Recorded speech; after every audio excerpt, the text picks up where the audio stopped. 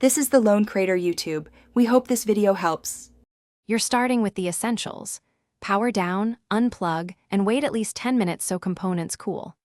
Once done, position the console on a clean, static-free surface and keep the compressed air upright to avoid liquid spray.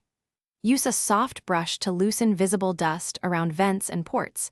Gently pry away debris with a toothpick in port edges if needed. Make short bursts of air, 1 to 2 seconds, rather than continuous blasts to prevent moisture and rotor spin damage.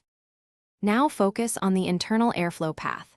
Tilt the console to expose top and side vents, then deliver short, angled bursts of compressed air from about 6 to 8 inches away to dislodge deep dust without overspinning the fan.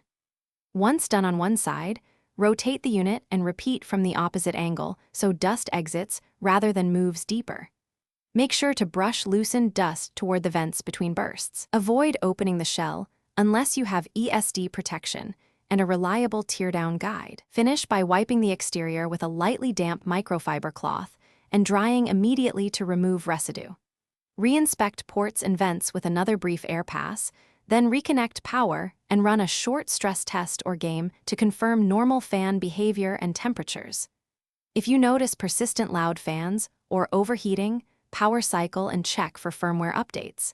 If issues continue, the problem may be bearing wear or clogged heatsink, and you should contact official support or a qualified repair service for safe disassembly. Thanks for watching. Consider subscribing if we helped you.